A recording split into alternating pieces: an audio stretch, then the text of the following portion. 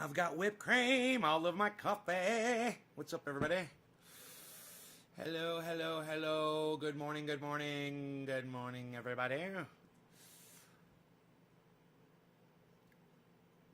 Welcome to the show. There goes the third notification. Hey, Melissa. How's that oil doing? Is that oil helping you? Hey, Nick. Thank you for thinking of me, bro, first. That is amazing that you do that. Thank you. Yes, I do need to smoke, and I appreciate that, Nick, when you do that. I love seeing that digit before even a hello. Okay, so. Love the triage oil. Yes? Oh, Karsten gave me the 37. Right on, Karsten. I love a 37. I don't get too many of those. Thank you, bro. Thank you, Karsten. Yes. Well, it's 4:20, so let's get to smoking with Nick Brown. Actually, I think I'm going to do some dabs. Actually. Okay.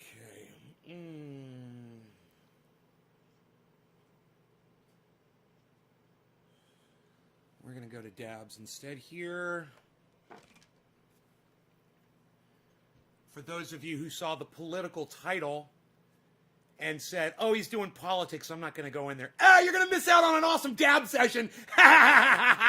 If you saw the political title and you're like, I don't really want to fucking hear about politics again today, and you're like, but I love the garden, so I'm coming anyway.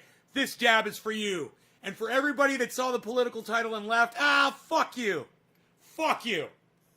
Suck my dick. This is for all the people that watch no matter what the title says. And we do have some things to talk about. So this should be an interesting show. If you're looking for an interesting show, you have found the right one. Hey, Yo-Yo. Thank you, Steve, for the digit. Yo-Yo, yes. Karsten, you're welcome. Nick was faster. Yes, he was. He's always faster. That oil does help a lot with your pain. Good. Helps with mine, too. This thing is out of butane. I'm going to have to fuel it up mid-heat, which I don't think I've ever done before. Let's go ahead and re-up, shall we? You just do this. You hold it straight until you see exhaust. As soon as the exhaust starts coming out, that's when you stop. It's usually about 15 seconds for a big torch like this. Boom, exhaust, you stop. Don't force extra butane into your torch or it will not work properly, okay? If you overfill them, they don't work properly. So, make sure you cut it at the right time. Make sure you know when to cut it off.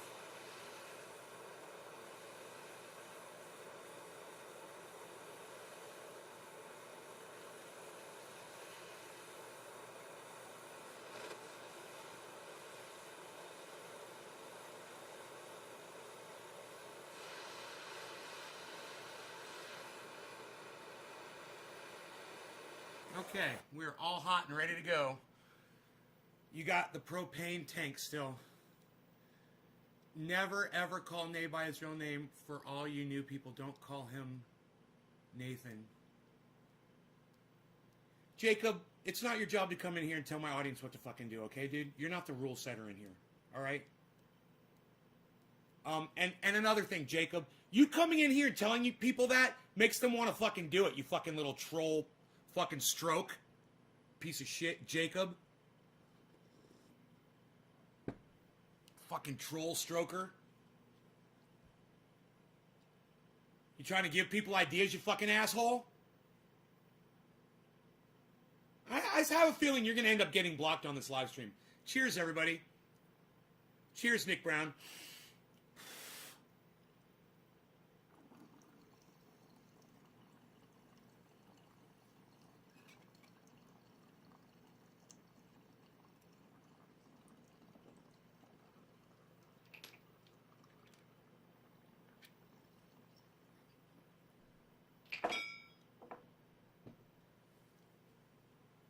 The last thing I need is I was joking. I don't like your fucking jokes. I'm about to block you.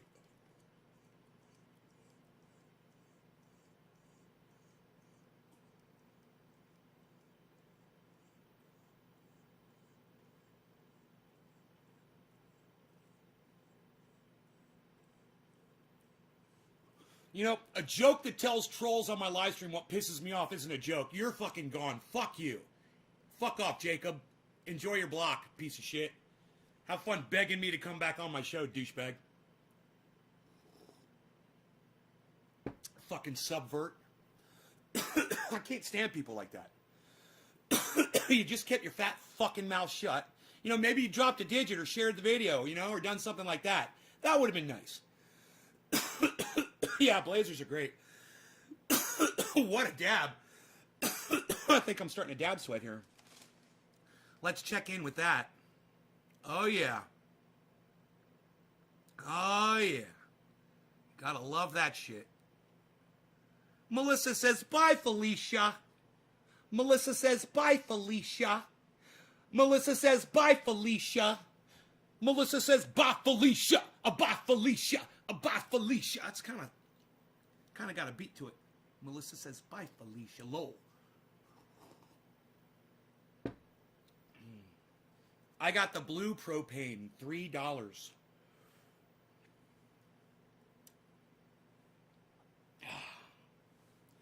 So, like I was saying before, we do have a lot to talk about. Harles, I just have to move my chair, buddy. Sorry, dude. I know you like to lay by your daddy. Harles is like my new best friend all of a sudden. He fucking, every day, he's like right next to me all of a sudden. Oh, you're starting to realize I'm the guy that puts the food in your bowl, huh? Yeah, that's me. That would be me. I would be that human. Hey, Sonia. So, those of you who follow me on Twitter, and that those of you who not only follow me on Twitter, but you interact with me on Twitter. So when I put up a tweet, you retweet it, you read it, you interact with it. You guys already know what's up. You guys already know what's going on. For those of you guys who don't follow me on Twitter, you have no idea. You have no idea what this is about or what I'm going to talk about right now. But,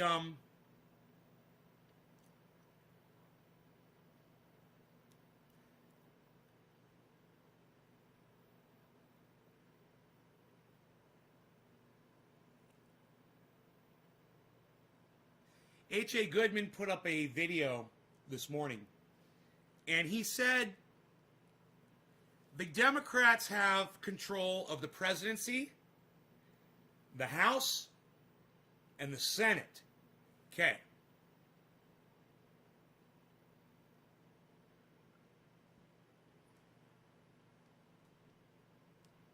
Ty Daniels. Yeah. You're spamming, so I'm just gonna block you. Bye. I don't let spammers come in here and spam like you do. Are you a fucking idiot? You see a live stream with 29 people on it and you start spamming it like you think you're going to get a message out there?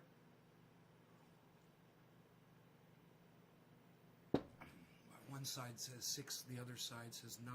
Both sides are right. Nobody is wrong.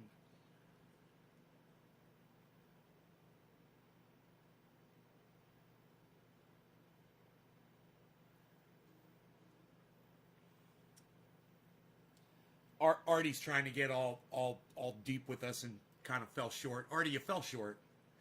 Nice try though, being a philosopher, bro.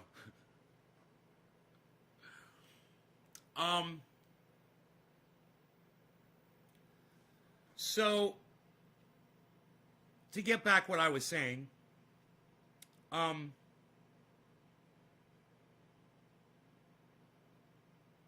you tried. Well, Artie, I'll give you credit. You tried. You tried. You tried. You did good. I'd rather you try than not fucking try at all. But I see where you're trying to go with that. It was just the whole 6-9 thing doesn't really fit. I would say instead of a 6 that they're looking at, I would say it's a dollar sign, right? Doesn't matter if it's upside down or right side up. The left and the right still see a dollar sign, and that's all they fucking care about. Take your 6, swap it out for a dollar sign, and I think you got it. Right? It's like the left is looking at a right side up dollar sign and the right's looking at an upside down dollar sign, but they're the exact same thing. Money.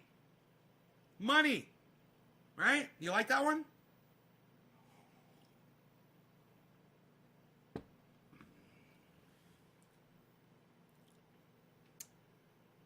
So,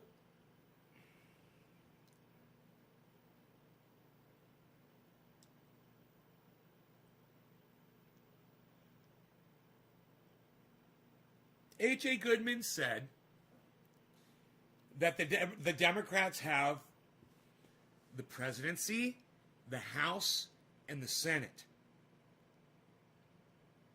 And that they are going to do absolutely nothing.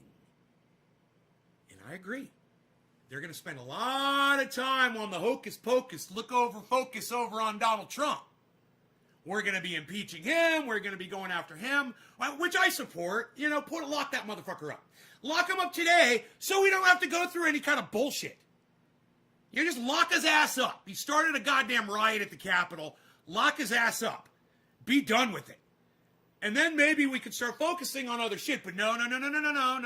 H.A. Goodman is right. And while H.A. Goodman is just as guilty of this same thing, he's the biggest fucking hypocrite out there. He is correct in saying the Democrats have the presidency, the Democrats have the Senate, and the Democrats have the House. And they won't do anything that they fucking promised to get elected. Medicare for all, fuck you. You're not going to get it. Universal basic income, fuck you. You're not going to get it. We're going to get rid of all college debt. We're going to wipe it off. Fuck you. They're not going to do that. Yeah, he set the fucking rate to 0. See how long it takes him to fucking start boosting the goddamn interest rate on those goddamn student loans again. Just wait. They're doing shit to appease you. I don't trust them for a fucking second. It's the goddamn author of the crime bill. I'm sorry, let me correct myself. The proud author of the fucking crime bill.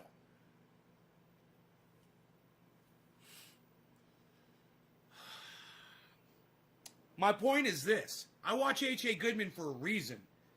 Because even though he comes from another direction that I come from, there is a place where we meet and shake hands. And it's that the Democrats are not going to give you Medicare for all. He knows it. I know it. Jimmy Dore knows it. No, Chris, you got it wrong, bro. It's no law regarding cannabis. No law regarding cannabis, Chris. Not legalize. You don't put laws on my cannabis, bro. Where have you been? Have you not been paying attention? Have you not been paying attention, bro? No law. No, we don't say legalize cannabis anymore, bro. That's old shit. Do you identify as a progressive? I certainly agree with almost every progressive idea that I've ever heard. Yeah, it would make me a progressive, wouldn't it? An independent progressive? You've been watching Salty Cracker? Ah, Damon, you're a fucking idiot. You're an idiot for watching that guy. I can't even watch him for fucking 30 seconds. God, you are a moron if you watch that guy's show. Oh my God, I'm going to end up blocking you, Damon, from this live stream. I have a feeling you're going to get blocked next. I've been watching Salty Cracker. Jesus fucking Christ, you are a douchebag. I wish I could cross the border with cannabis.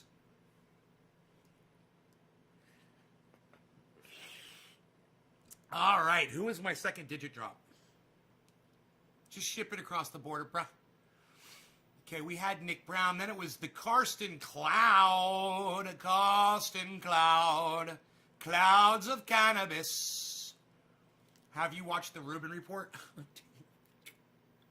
I get the clips, I don't watch on a regular basis.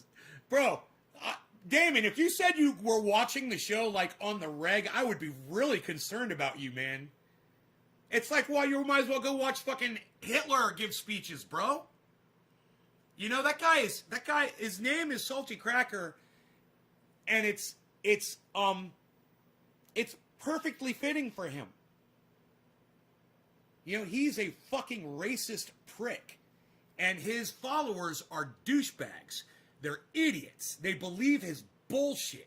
If you listen to him after you've watched me for years, certainly you see that, Damon, or are you just a moron? You probably are. You're probably just a moron, bro. And there's nothing I can do with you. But, dude, if you're watching that shit's the most toxic shit on the internet. And this is great. Artie's asking me if I watched the Rubin Report. Dude, the Rubin Report, meaning Dave Rubin, the guy who talks like Dave Rubin, the guy who talks like Kermit the Frog, that guy, Dave Rubin, is that who the Rubin Report is?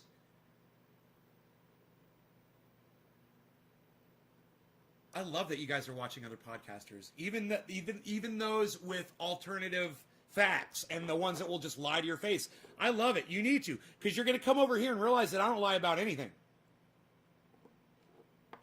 A salty cracker is just a sweaty Floridian. Well, they do call them Florida crackers in Florida. It's a common term. But, you know, once you get out of that Florida mentality, like I live in California now, you realize it's fucking racist as fuck. Whether you're white calling yourself a cracker or you're not calling someone a cracker. It's fucking racist. So the fact that YouTube allows him to have that name and he doesn't get in trouble for it is just amazing. Rubin is a progressive. No, he's not. Artie, do me a favor. God, fuck. Artie, don't come on here and talk politics with me ever again. Okay, Dave Rubin is not a progressive. Dave Rubin is just a fucking idiot with ideas. He's looking for ideas from other people. He's on an idea tour. He's got some great ideas for... You know, my audience, some of my audience members, man...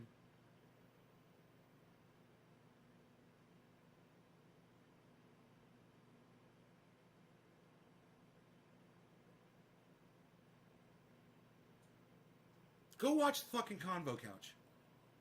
Okay? Go watch Convo Couch. Go watch Candace Owens. Go watch Sean Hannity. Go watch not Newt Gingrich, I'm sorry. Go watch the guy who's dying of cancer that got the Presidential Medal of Freedom or whatever the fuck it's called. Go watch him.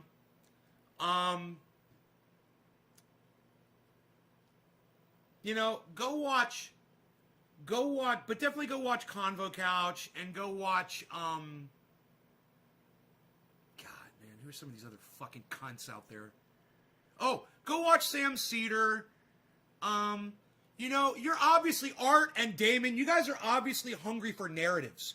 So I'm telling you all the fucking narrative people that I can think of. And you know what? Don't ever come back here to my show again. Go watch your fucking narrative, people, and stay. The whole point of me telling you to go watch these other people was so you'd catch fucking 30 seconds of it and be like, God, those people are fucking idiots, Nay. Not, oh, Nay, did you hear the latest from the Convo Couch? Oh, Nay, did you hear the latest from what the Rubin Report said? Oh, Nay, did you hear who did you say? Who did you fucking bring up?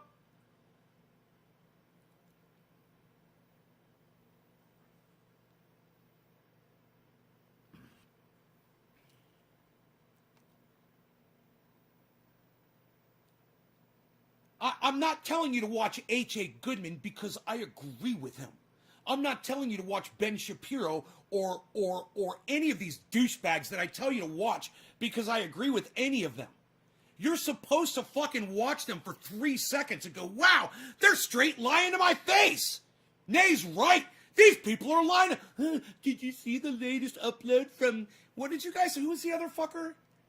You said Rubin Report and who the fuck? And Salty Cracker? Dude.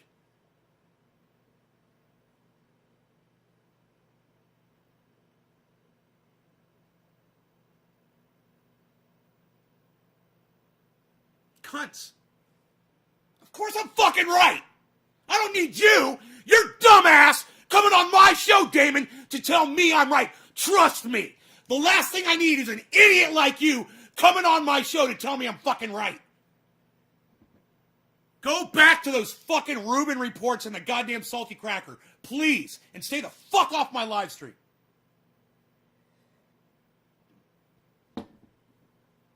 I'm just like, I almost choked on my coffee because I am just so blown away that some of you motherfuckers just don't get it.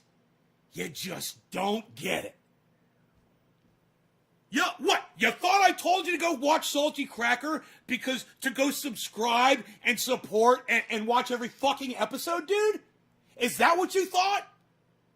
Do you think I tell you to go subscribe to H.A. Goodman because I want you to fucking take it all in, man, and watch every goddamn episode? You're sitting there fucking feeding into it. You're fucking believing it all, man. I can't believe you guys are audience members from here. You don't listen to a fucking thing I say, ever. You don't listen to me, man. God, none of it's to you two guys. All of this show and everything that I've done has made no fucking difference. I should go watch Rubin Report. I should watch Salty Cracker. Oh my fuck. Jesus fuck, I think I just sprouted a third testicle. Fuck!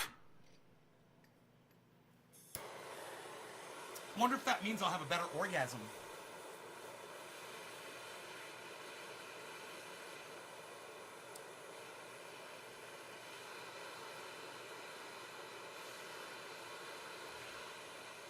Papa down's like, goddamn, man. Goddamn, what's up, Papa?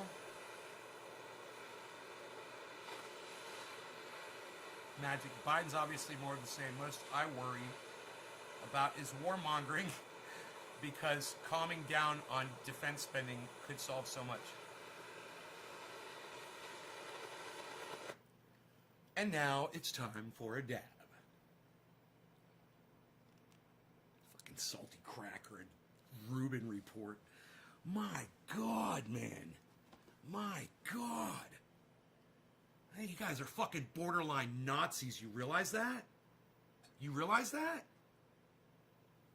Fucking, you guys are idiots, man. I mean, seriously, there's something wrong with you. You're not paying attention to anything. You're just hearing your narrative being fulfilled. That's called confirmation bias. You need to watch my show more often and take some of it in. Cheers. Who is after Karsten? Karsten, is it you? Karsten, cheers, Karsten.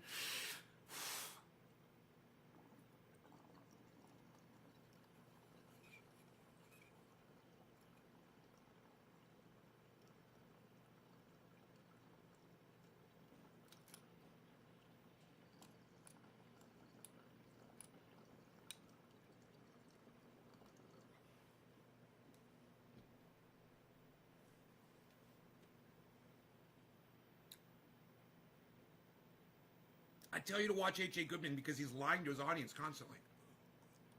And I want you guys to be able to see when someone's lying to you. I want you to be able to identify that.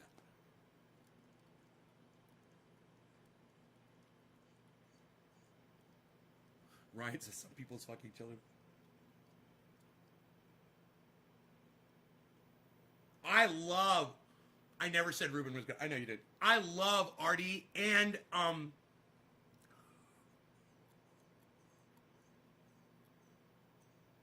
Damon that you guys are watching other podcasters. Fucking love it. I hope that you will keep doing that. And then I hope that you will keep coming back here and seeing that this is where you're getting really the purest form of no fucking narrative whatsoever. It's, hey, look who's here! What's up, brother? So everybody check out Salted Gun on Twitch. It's my very good friend. It was he was the first person to let me stay at his place when I moved to California 10 years ago. I am forever in debt to you, brother. Thank you so much.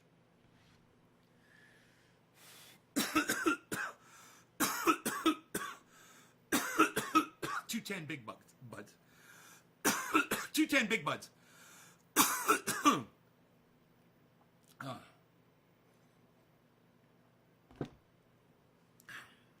That's exactly why I checked out Salty. We familiar. I mean, when you're watching someone like Salty Cracker, you already know who I listen to on the regular. Yeah, I know. When I can't listen, like I turned on Convo Couch, the very first video I clicked on, I just tried one because Graham Elwood had them on and was talking about them. I clicked on them. They started talking about the election fraud. And that motherfucker, the guy, says, I've studied all of the research. I know that this entire election was a fraud. The machines were rigged. He starts like that. I was like, oh, click. I was like, whoa, really, Graham? I'm like, do you realize what these guys are saying? Dominion is suing Sidney Powell and Rudy Giuliani for almost a collective $3 billion, everybody. That's the narrative that Graham Elwood wants to share with his audience? These convo cocknuts? Are you fucking kidding me?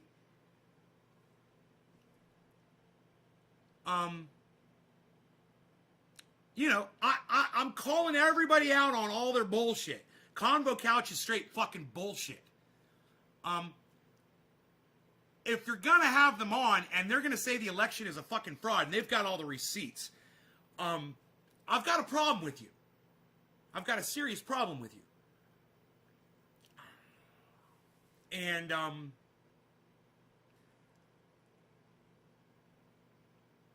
you've got to call these people out. You know, and Graham should have been right there. As soon as they said that, he said, whoa, wait. What do you mean you've got the receipts? What do you mean that you've studied it? What do you mean that are you certified? Are you a digital programmer? Are you a software engineer? Okay.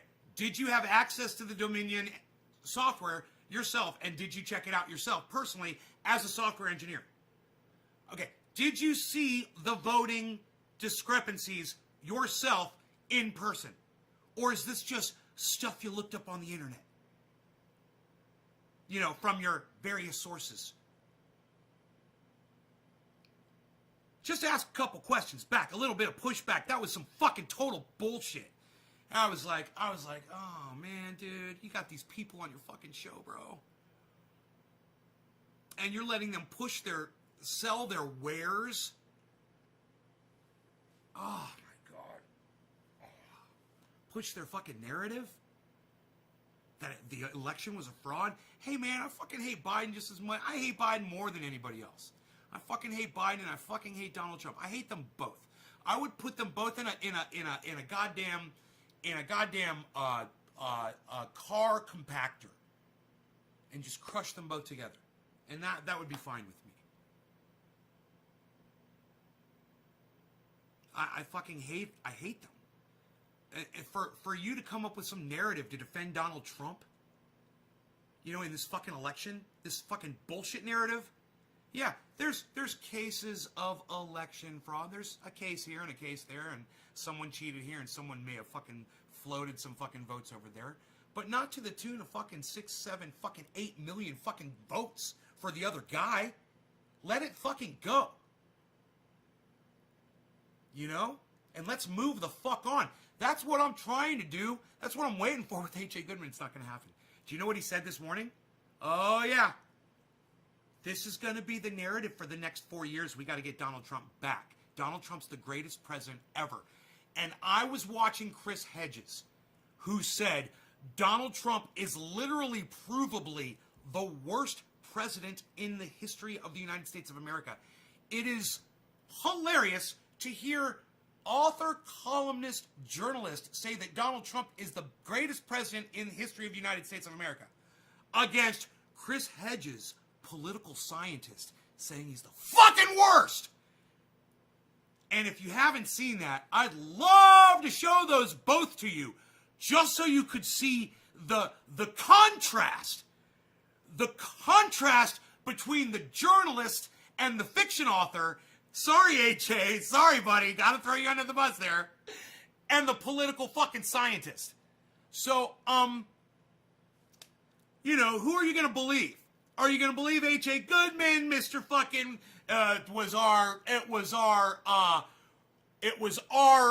he said, what were the words he used?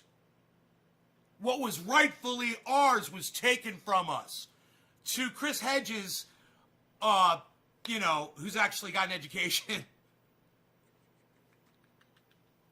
Sorry.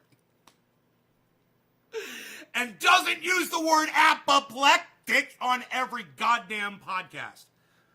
I'm fucking apoplectic. Let me tell you who else is. H.A. Goodman, man. I could put a highlight reel together of his apoplectic moments. And then at the very beginning, I'd have him be saying, the apoplectic, and that would just be him going off. I would love that shit.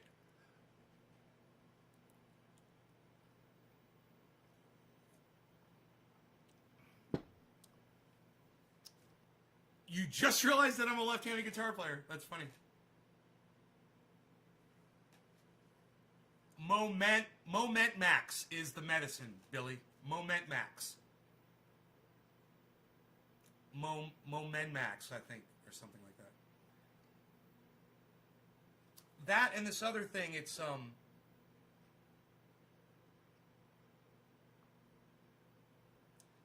kind of an antibiotic that he's on every day.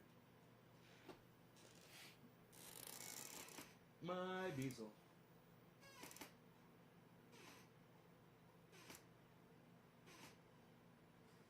I think I'm going to leave Christine's and Lobo's packages here until they come back to my show and ask me, hey, where's our boxes at?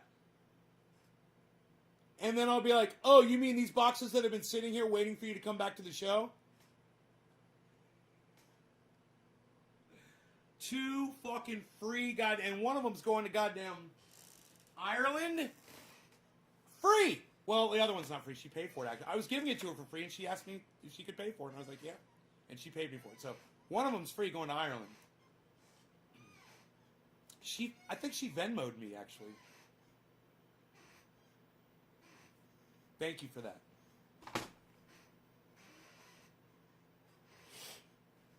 Hi, Margie.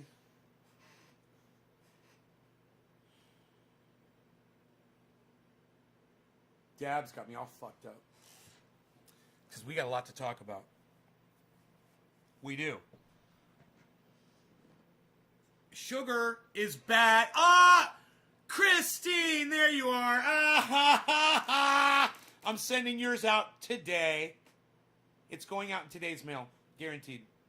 I'm going to get it in that mailbox by noon. And it gets picked up at 1. I don't always... Oh, you creeping on me, Christine? I love it! I love it!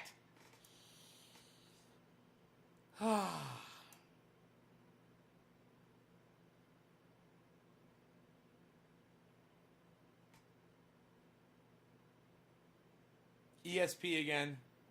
Christine was watching. That was funny. You're just talking to Lance. Where's Lance? Is Lance on the phone or in person? Are you with him right now? Well, today's Monday.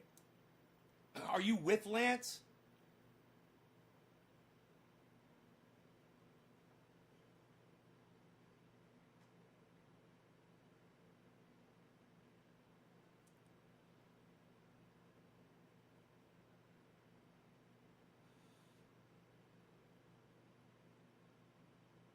Hang up because I wanted to listen to you.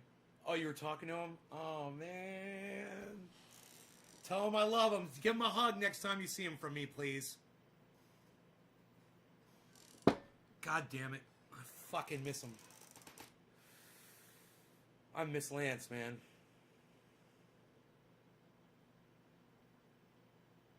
You're so lucky. You still live over there? But are you still, I don't even want to ask. You know, with COVID and shit, Christine, it's just like, I was going to ask you about, you know, and I'm like, God, I don't even want to know how that's going, man. what's happened over there.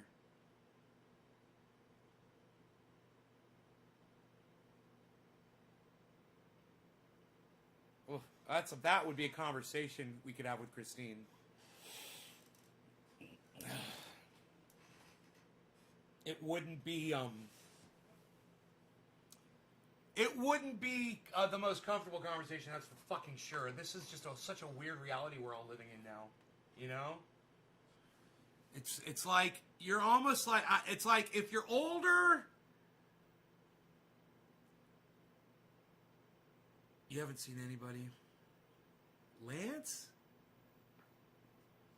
I introduced Lance to his wife, bro.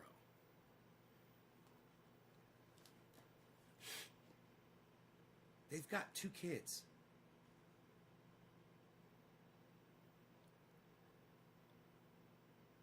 Does Christine do circumcisions? Christine, do you do circumcisions?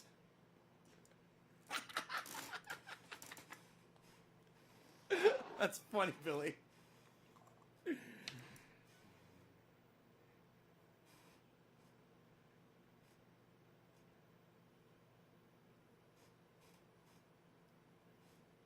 You had foot surgery? Are you okay?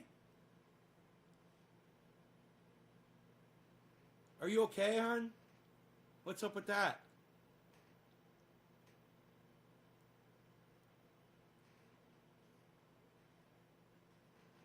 God damn, man. I'm so worried about everybody. I can't get enough of this triage oil. I cannot. It's cold. Listen. It's 30 degrees outside. It's going to snow tomorrow. It snowed last night. Right when I cut off the video, I was like, oh, it was snowing outside, man. It was fucking snowing when I cut the video off and I didn't show you guys. But anyway, it's going to snow tomorrow, you know, and it's going to snow for 7 days. There is ice everywhere outside. Fell on the scooter. No, I don't remember you falling on a scooter in the Springs. I don't remember that. I don't remember that. Was it after I went to California 10 years ago?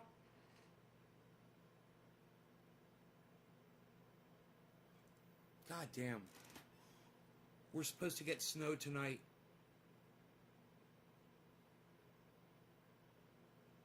We're supposed to get snow tonight. Wood boxes. Nice viewed iced trees. Like 12 years ago. Oh, it was right before I left, or what year is this? 2021. I came to.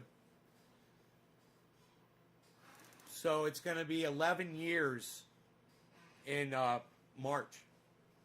I'll have been here for 11 years. Just happened right before I left for California. I don't remember that at all, Christine. I left in March 2010. March 2010. I can't believe I don't remember that.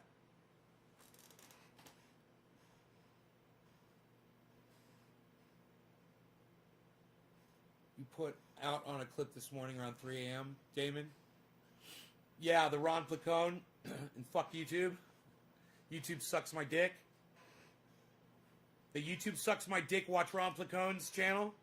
Because my phone I got a tone on my phone and it was Ron Placone. And I'm sitting at home. Around school when you moved. I was in high school when you moved. Around then, maybe you were gone. Dave sees I was still in high school when you moved. Don't go outside naked carrying Rogan. I wasn't naked. I had my boxers on.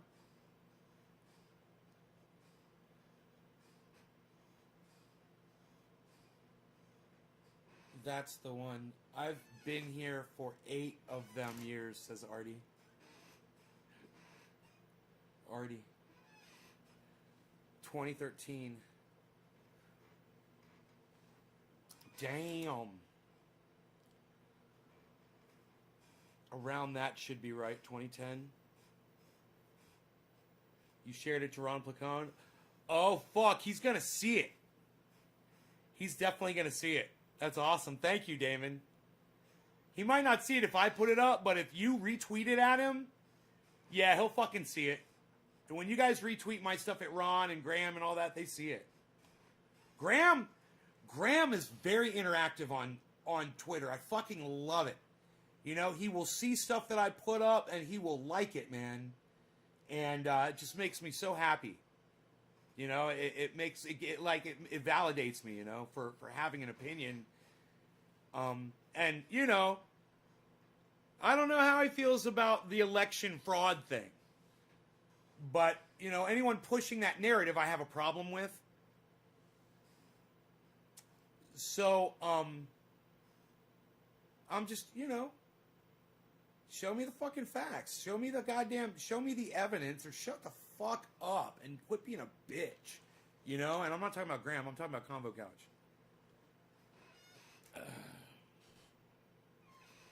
God. You know, I come up with all kinds of fucked up names. Who could give me a name that I've called Convo Couch in the last 2 or 3 days? Who could give me one of the funny names that I've called Convo Couch on Twitter? Anybody? Come on, somebody. Fucking make me happy. Give me a goddamn name that I have called the Convo Couch in one of my tweets in the last 24 hours. It'll be easy to find. You'll find them. Come on, find me one. You can copy and paste that shit. Someone do it. It blows your mind when they like your tweets, right, Nick? It's like, wow, they actually read what you said, you know? They thought about it, they read it enough to the point that they liked it, you know, and let you know that they saw it.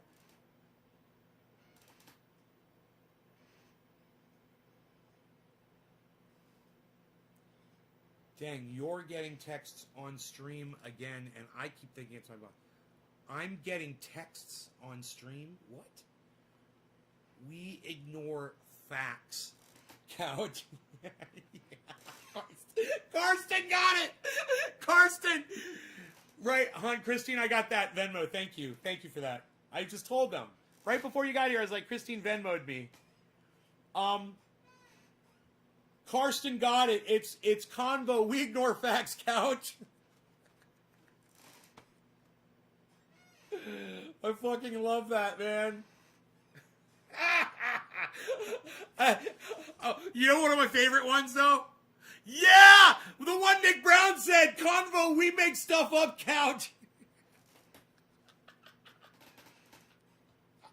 I cracked me up. Convo, we make stuff up, Couch.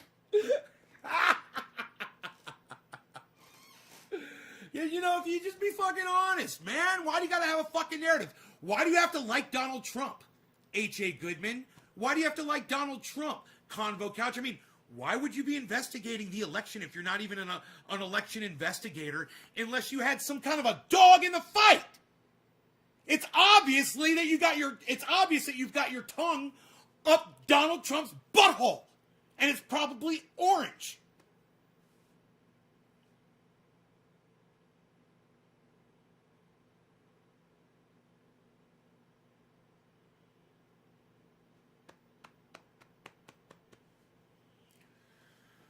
I can't imagine why you would spend time trying to fucking find out if the election was a fraud. You know, I can't imagine why you would spend time on that. Why else? You know?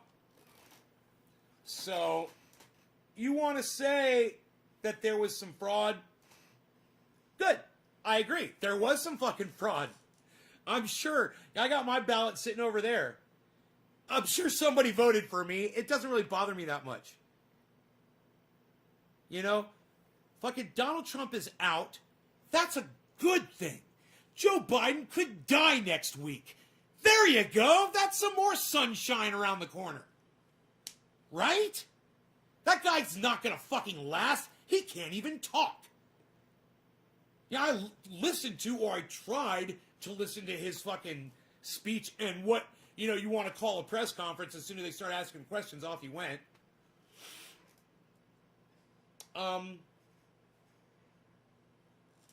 It's a good thing he's got spokespeople. That's all I have to say. Government's a fraud. Yeah, government, like, like it was Artie or it was, I'm sorry if it wasn't Artie, it was Damon or Artie, I believe, that gave an example of the number 6 and said, no, maybe it was Steve. No, I can't remember who the fuck it was. It's like, he gave the example of the number 6. You said, like, the Republicans are looking at it, and to them it's a 9. And the Democrats, they're looking at it, and to them it's a 6. They're both seeing the same thing, and they're both saying opposite things. I said, no. I said, you got it wrong. I was like, you're trying, and I love that you're trying. But let me just finish that for you. Get rid of the 6. Put a fucking $sign in there. They're looking at it right side up. They're looking at it upside down. And it doesn't matter who's looking at it upside down because they're both seeing the same fucking thing as a goddamn $sign. That's all they're fucking looking at. They're not looking at numbers, trust me. They want money. All of them. So like Christine Chamberlain Welsh says, my very good friend, she says, government is a fraud. And she would be correct. Government's a fucking fraud. I'm doing cheers for you, Margie. Well, I'm doing cheers for you, Margie. They are just wrong.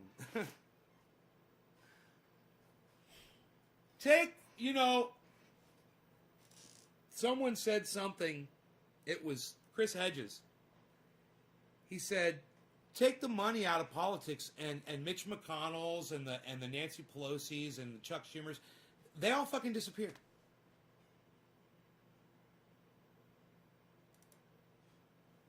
Get rid of the lobby. You get rid of the fucking crooks that are profiting off the lobby.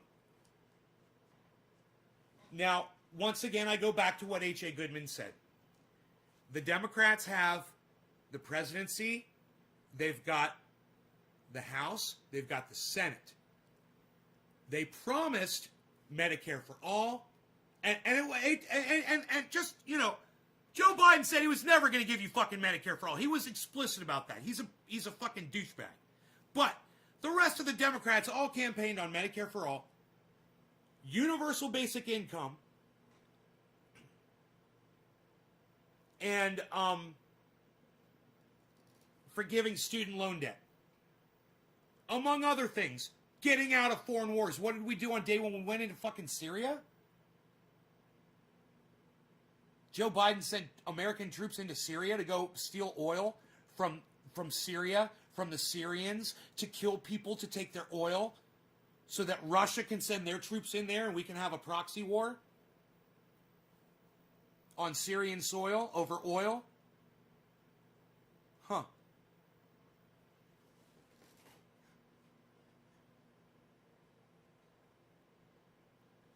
Joe Biden's a war criminal. He just started a fucking war for oil to steal from a country that he doesn't fucking own. But he's going to walk in there with troops and nobody's fucking saying anything about it. Watch Lee Camp, watch Graham Elwood, watch Jimmy Dore, watch Ron Placone.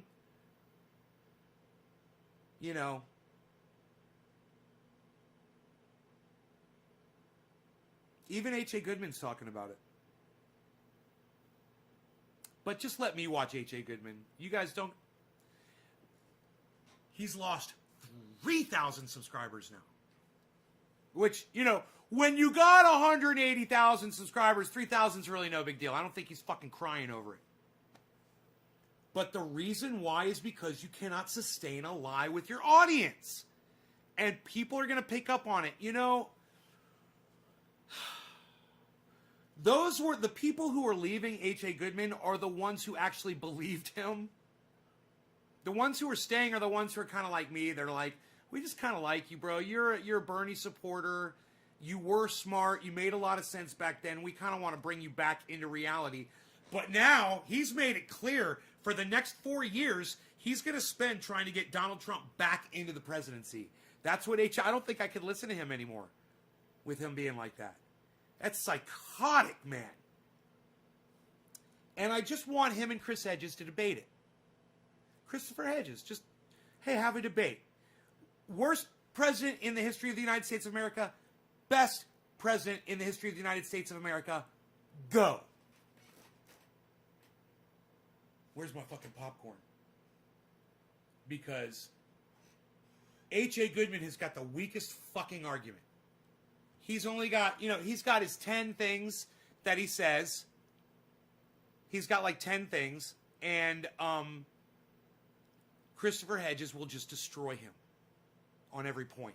And then he'll start laying his points down that H.A. Goodman won't be able to defend at all. Oh, I would love to see that debate happen.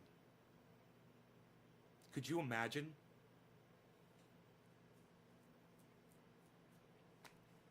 I really want you to hear Christopher Hedges say that, and this is an audio recording of Christopher Hedges. I want you to hear Christopher Hedges say, and you guys need to understand who Christopher Hedges is. Computer, who is Christopher Hedges? According to Wikipedia, Christopher Lynn Hedges is an American Pulitzer Prize-winning journalist, Presbyterian minister, author, and television host. His books include War as a Force That Gives Us Meaning, a finalist for the National Book Critics Circle Award for Nonfiction, Empire of Illusion, The End of Literacy and the Triumph of Spectacle, Death of the Liberal Class, Days of Destruction, Days of Revolt, written with cartoonist Joe Sacco, which was a New York Times bestseller, Wages of Rebellion, The Moral Imperative of Revolt, and his most recent, America, The Farewell Tour. My bad. I thought he was a political scientist by the way that he speaks. I'm wrong. Oh my goodness. I just assumed that he was a very highly educated political scientist. Computer. Christopher Hedges' education. Chris Hedges went to Colgate University. He went to Colgate. I've never heard of it. My bad. I'm totally proven wrong there. Well, but you've got to hear what Christopher Hedges says about Donald Trump. Here, listen to this. That is so funny. He's an author, but man, has he written a lot of books. Holy shit. I don't know why I thought he was a political scientist. Just when you hear him speak, man, he does not repeat himself. You know what I mean? He makes his fucking point on every sentence. Let me find this video, you guys. This is just.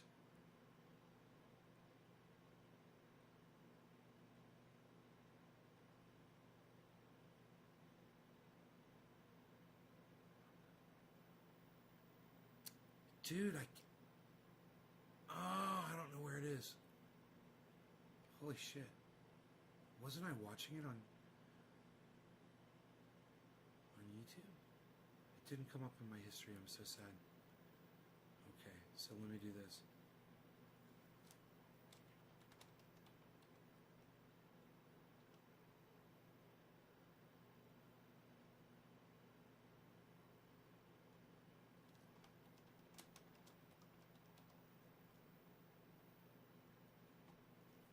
Let me find this audio. Oh, I think I found it.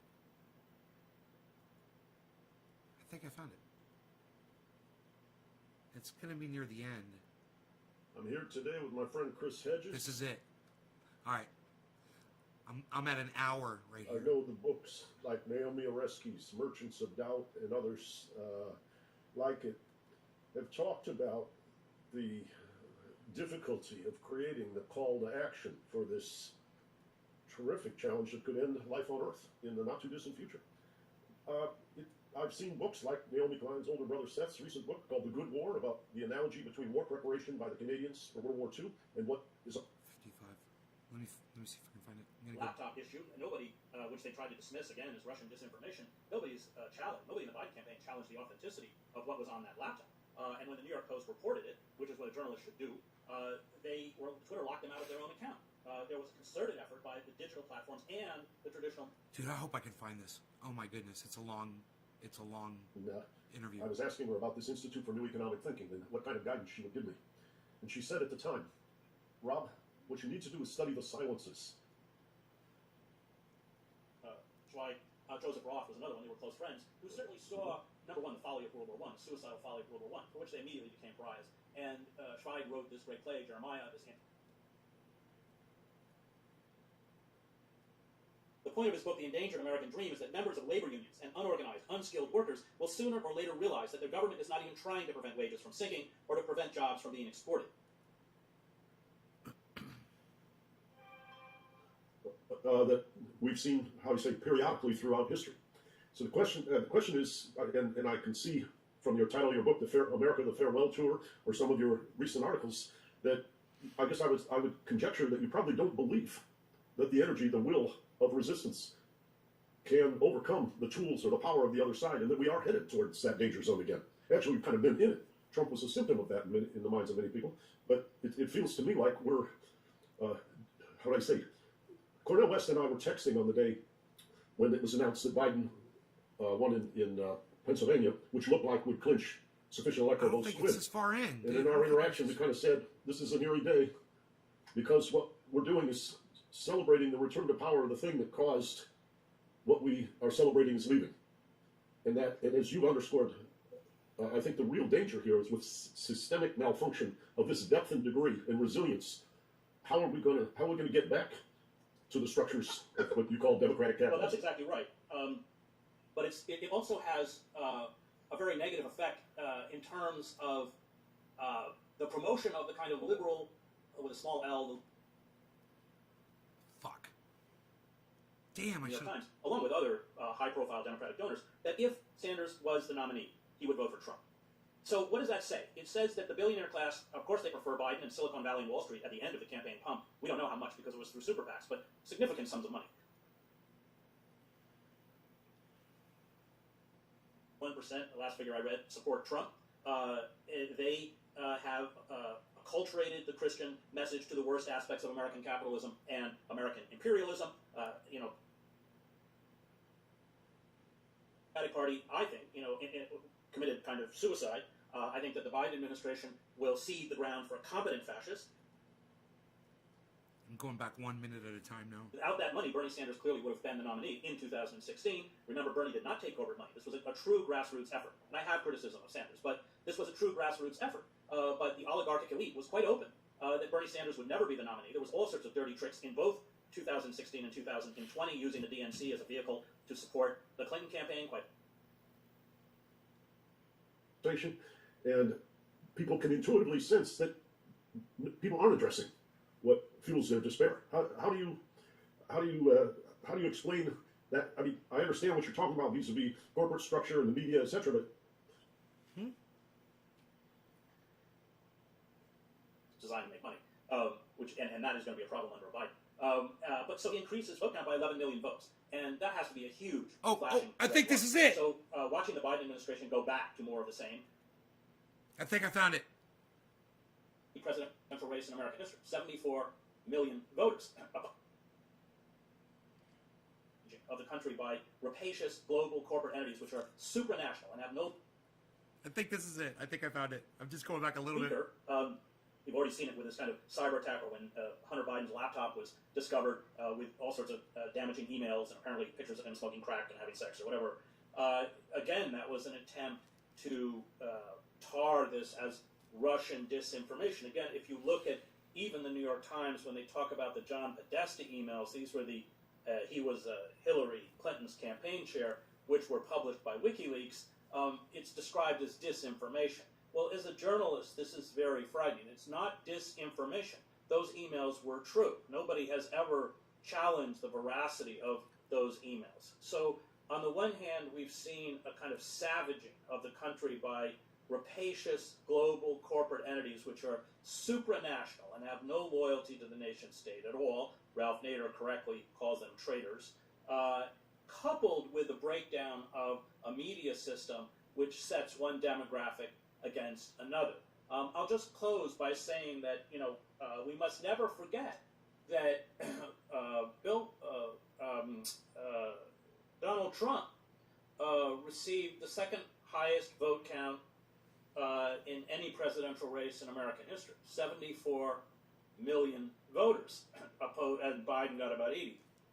Now, this is after one of the most disastrous presidencies in American history, flagrant corruption, ineptitude, racism, appointing conspiracy theorists, etc. he increased his vote count by, and not being able to handle the pandemic. Although it's not completely his fault. The for-profit healthcare system is not designed to handle a national health crisis. It's designed to make money. Him and H.A. Goodman would agree there. But so he increased his vote count by 11 million votes. And that has to be a huge flashing red light. So watching the Biden administration go back to more of the same, it has apparently rebuffed Bernie Sanders' desire to be Secretary of Labor. They just I want to hear him say. I want to hear him say Donald Trump's the worst president in American history. On the Energy Committee of a media system which sets one demographic against another. I'll just close by weaker. You've already seen it with this kind of cyber attack, or when said, well, that's of course because the Russians want Bernie Sanders. Essentially, sweeping up because we're all of our profiles are available, our own proclivities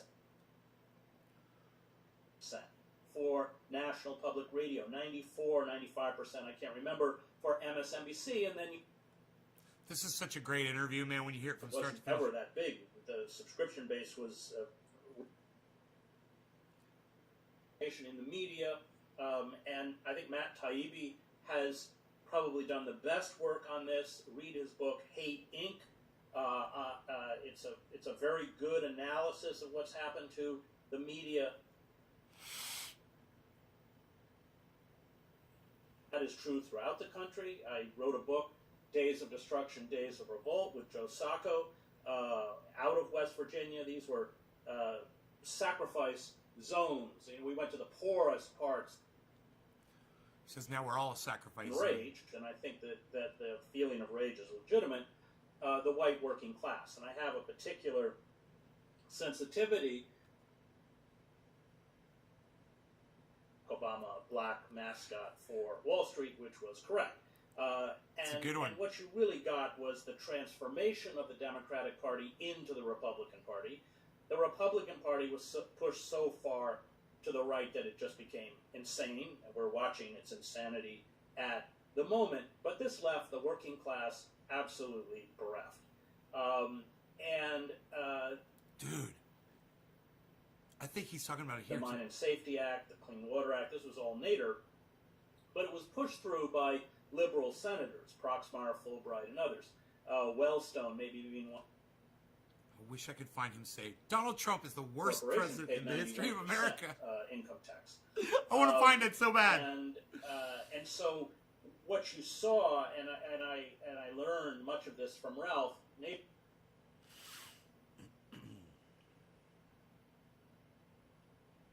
Clinton realized that they could get corporate money if they did corporate bidding. God, he covers so much so quickly in this interview. It's been seized by global. What an interview this was. Saw constant deregulation, including of the FCC. Here it is. Which, as a journalist, was important. Oh, it's right at the beginning. He starts right off at the beginning. Welfare is, in essence, eradicated, and 70% of 248 in. To the citizenry, especially labor unions. If we all remember Reagan going after the air traffic controllers union, but this is culminated with right-to-work laws. So at this point, about 6% of the labor force is unionized. 3 minutes in.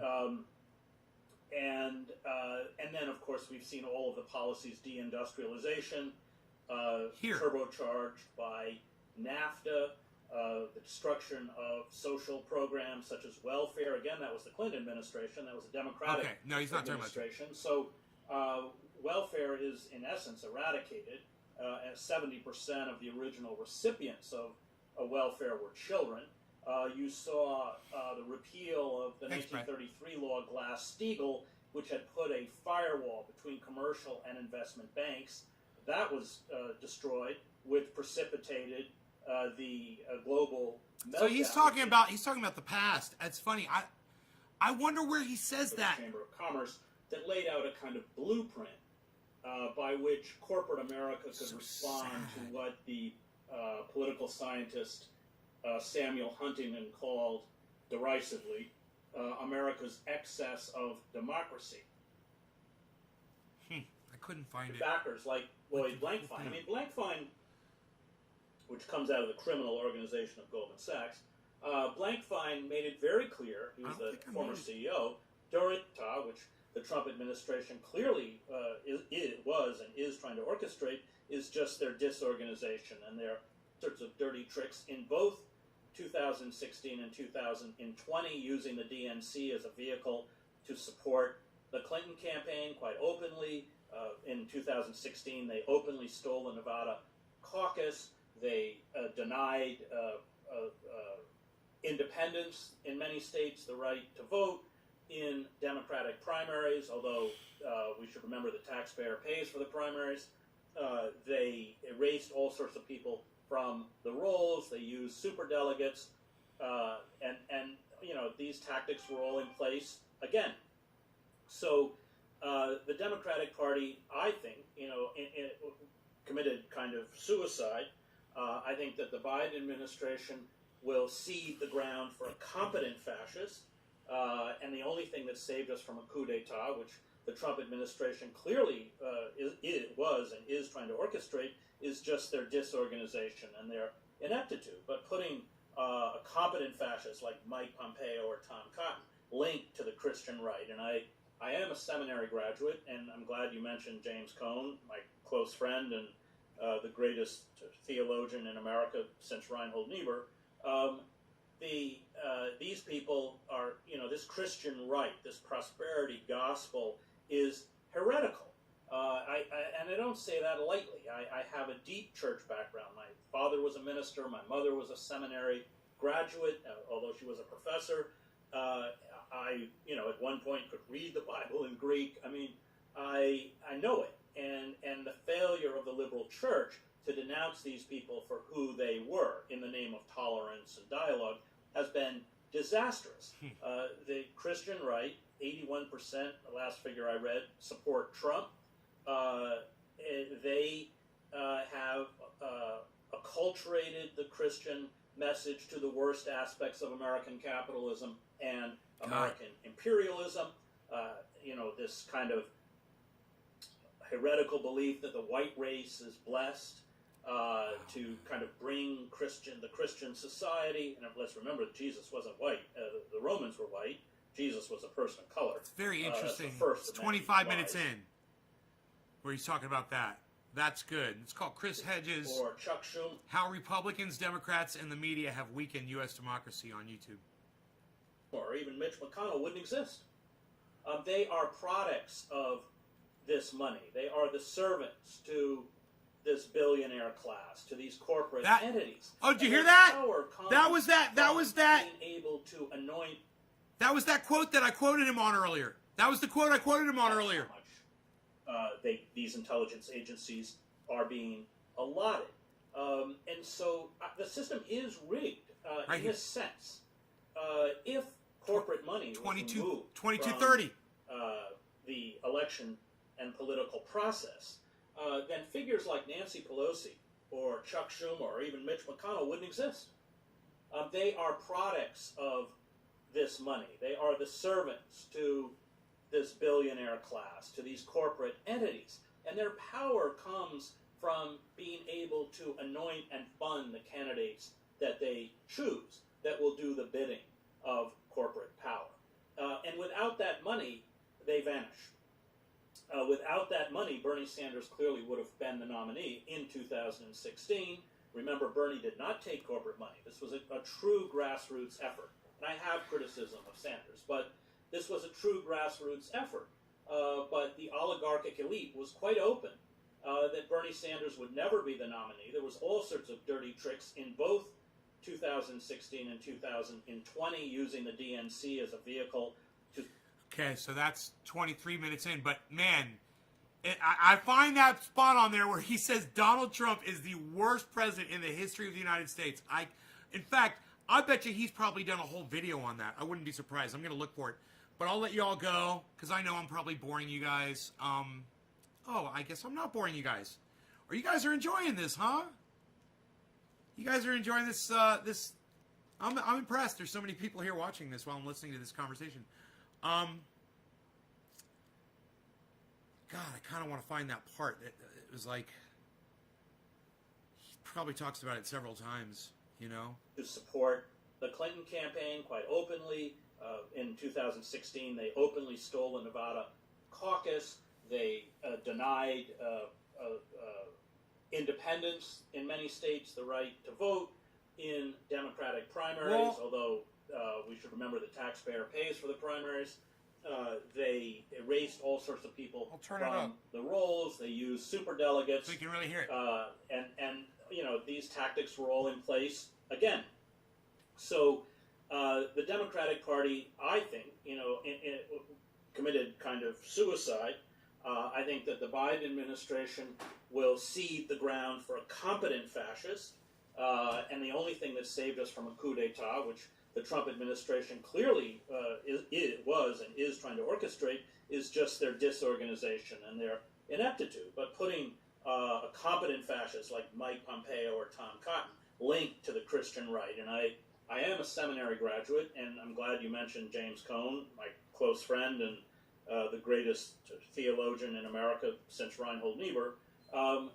These people are, you know, this Christian right, this prosperity gospel is heretical. And I don't say that lightly. I have a deep church background. My father was a minister, my public speaker, and I have a deep, deep respect for Islam. Meltdown that's happening.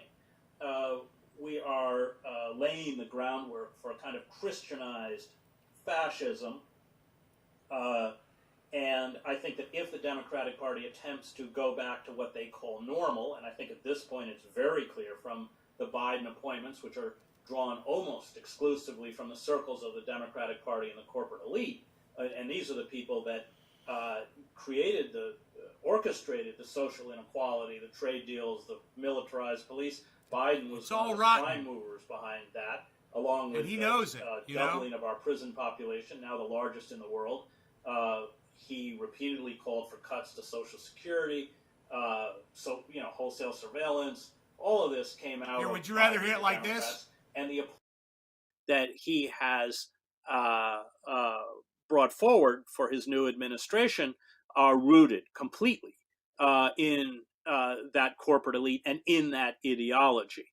And that's what I find very dangerous and very frightening. How would I say? I remember when you were talking about Nancy Pelosi, or Chuck Schumer or whatever, or Mitch McConnell. They're dependent on the money. Without the money, they wouldn't be there. My sense is that the system is so designed to favor money over votes as a currency for decision making that almost every elected official faces that pressure. And when we talk about different policies, not working on climate change, excessive financial deregulation, pharmaceutical monopolies, stock buybacks, aren't all of these symptoms of that malfunctioning system where money and concentrated wealth and the non-enforcement of antitrust, which further concentrates wealth, aren't these the contributing factors that render, how would I say, each politician vulnerable to defeat if they don't cope with this?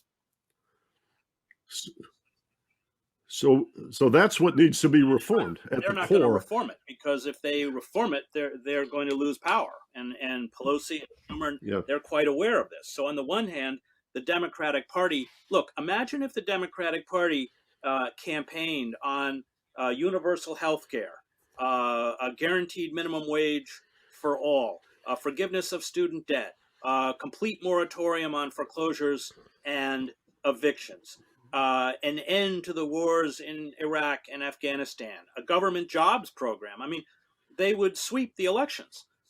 But of course, they wouldn't have their corporate backers like Lloyd Blankfein. I mean, Blankfein, which comes out of the criminal organization of Goldman Sachs, Blankfein made it very clear, he was the former CEO, during the elections that if, and he was quoted in the New York Times, along with other high-profile Democratic donors, that if Sanders was the nominee, he would vote for Trump.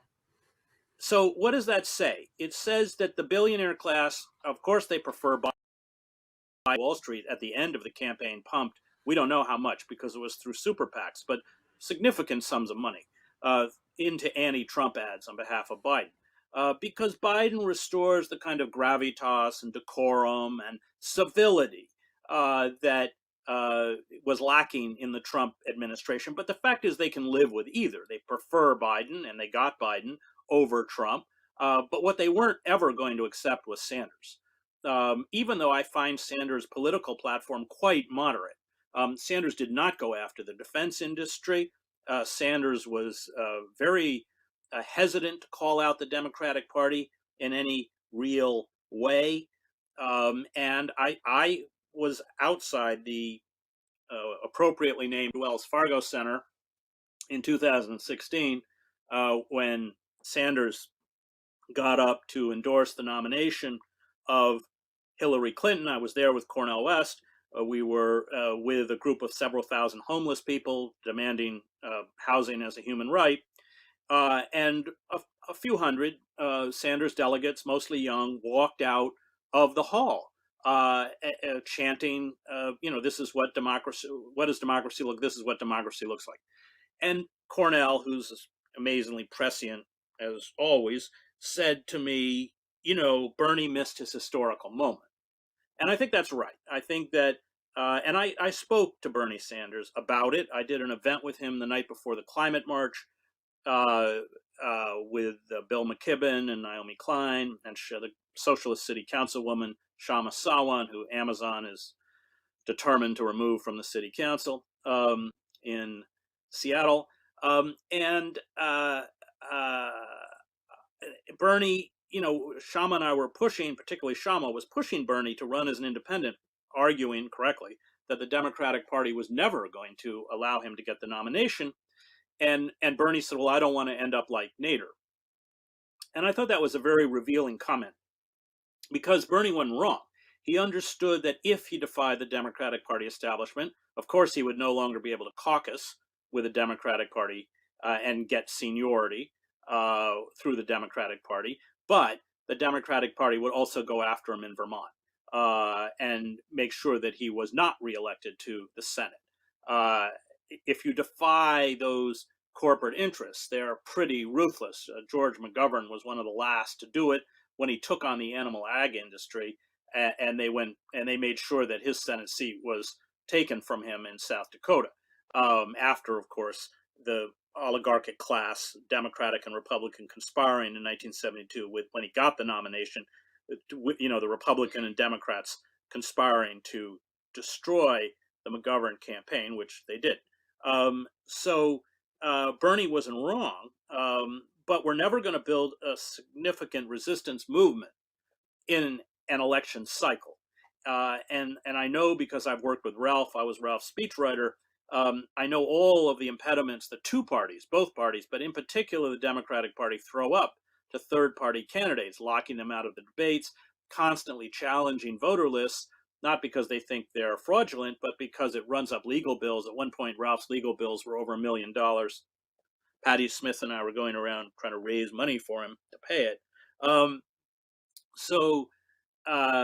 I think that was, and that, Sanders, I think, chose his career over, and I think, unlike most politicians, I sense that Bernie is honest. And I think that his commitment to the working class is real. I don't think it's fake like John Edwards and all these other people. But I think in the end, he just did not want to confront the monolith because he knew how destructive that monolith would be to him and to his career, and he's not wrong. But I think that also makes him kind of morally and temperamentally unfit to lead this fight. I'm reminded of a quote from our friend James H. Cone in his book, God of the Oppressed, where he says, the only meaningful Christian response is to resist unjust suffering and to accept the painful consequence of that resistance. Now, in Bernie's case, he not necessarily a Christian, but the point is that in such a misaligned system as you're describing, if you don't accept the painful consequence of the resistance, then the resistance is not formidable, and then things continue to careen further and further off course, deepening despair, and produce the kind of authoritarian lurches that we've seen, how you say, periodically throughout history. So the question is, and I can see from your title of your book, America, the Farewell Tour, or some of your recent articles, that I guess I would conjecture that you probably don't believe that the energy, the will of resistance can overcome the tools or the power of the other side, and that we are headed towards that danger zone again. Actually, we've kind of been in it. Trump was a symptom of that in the minds of many people, but it feels to me like we're, how do I say, Cornel West and I were texting on the day when it was announced that Biden won in Pennsylvania, which looked like would clinch sufficient electoral votes to win. And in our interaction, we kind of said, this is an eerie day, because what we're doing is celebrating the return to power of the thing that caused what we are celebrating is leaving. And as you've underscored, I think the real danger here is with systemic malfunction of this depth and degree and resilience. How are we going to get back to the structures of what you call democratic capitalism? Well, that's exactly right. But it also has a very negative effect in terms of the promotion of the kind of liberal, with a small L, the liberal democratic values that you and I and Cornell care so deeply about. So when you have a liberal class, and I think at this point, to define the liberal class, we would call them the professional managerial class that is predominant on the East Coast and the West Coast, that is tolerant in terms of its attitudes towards different sexual orientations and race and that kind of stuff. But that has largely profited from the ravages of neoliberalism, and I think that they want to endow it with this kind of patina of civility. The problem is that all of the issues they claim to care about and to fight for, they surrender every election cycle to support figures like Clinton or Biden or Obama, who in power have essentially betrayed all of those issues. And that is eviscerating the credibility of the liberal elite. That's a fundamental component to the rise of any totalitarian movement. That was true in Yugoslavia. You had an ineffectual, self-identified democratic liberal elite after the death of Tito in 1980, in that kind of decade-long period before the war began, but it was just ineffectual. It wasn't able to actually carry out or respond in a meaningful way. There was economic devastation in Yugoslavia. It's a longer story, but Tito had gotten a lot of loans. Mostly they knew he could never pay them back because he was a buffer state, and then the Western banks wanted the loans paid. They couldn't pay them. Widespread factory closures. The economy went into a tailspin, hyperinflation, etc. So I think that Ralph's understanding when he decided to run for president, and I was one I agreed with, was that the only tactic that could force the Democrats to adopt part of these kind of progressive agendas and save ourselves from this slow motion corporate coup d'etat was to defect. That if 5, 10, 15 million people, I'm quoting Ralph, left the Democratic Party behind a third party candidate, a progressive third-party candidate, this would be the only chance we would have for effective political change. That didn't happen for many reasons, and here, of course, is where we are. I would recommend, I don't know if you know it, Richard Rorty's last book, Achieving Our Country. I think it was written in 1998. I've read Yeah, it. I've read it. 1998. Yeah. And he nailed it. And I'm just going to read this paragraph.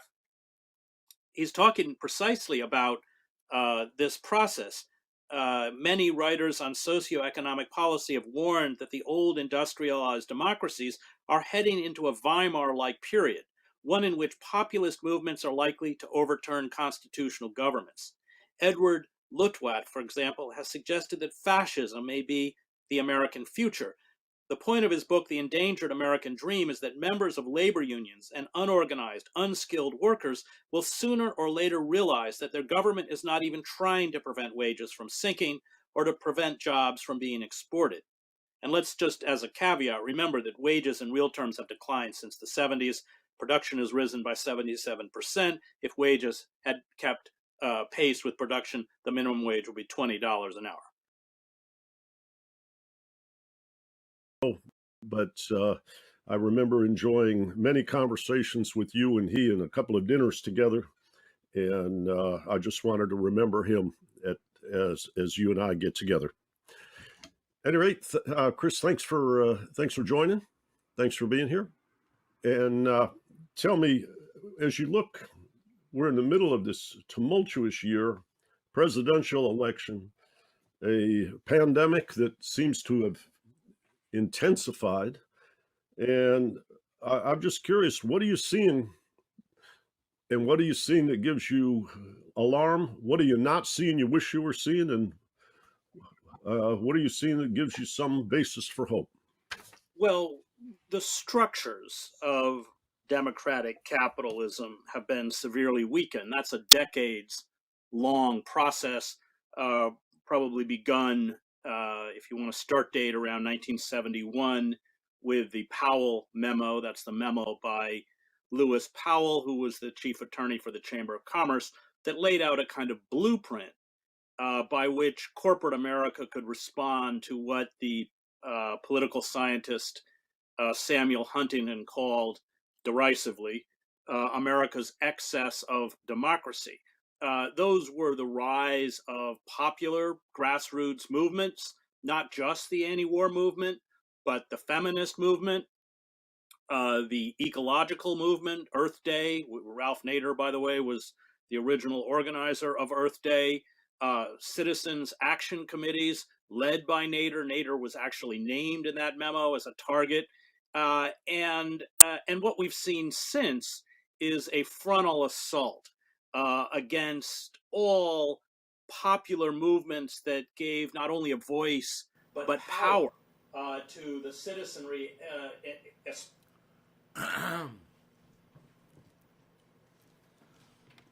That's fun for the whole family.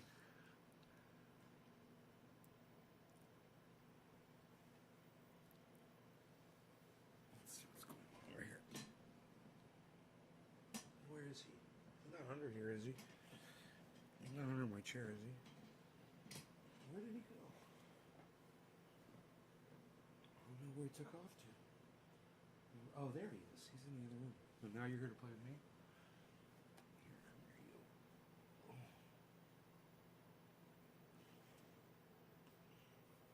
Show everybody how beautiful you are.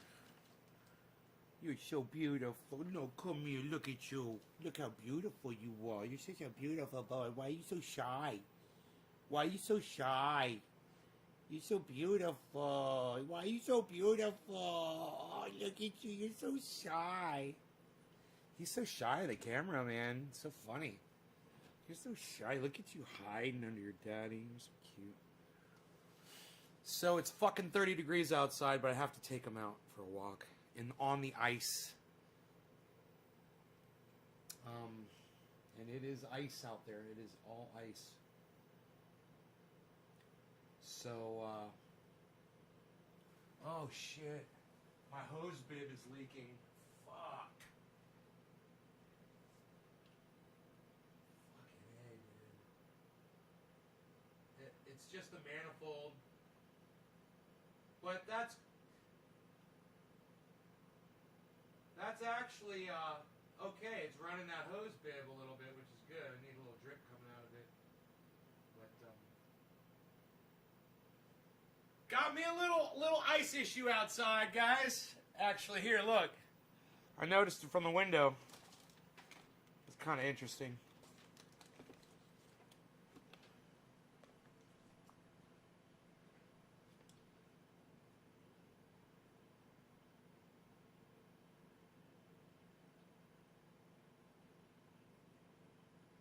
See the water down there spraying?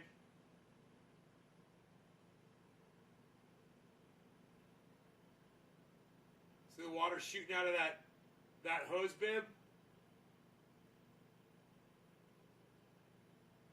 I gotta go down there and fix that shit. Psst. Nobody's fixing that shit anymore, pal. Unreal. Check out my friend Ron Placone. RonPlacone.com. Ron Placone on YouTube. Subscribe to his channel and hit the bell. Make sure you do that. I will see you on Twitter. Come to Twitter. Get notifications on Twitter. I will see you on the Twitter. Goodbye, everybody. It's at Nays Garden on Twitter. Seek me out on the Twitter. Download the app. Bye, guys.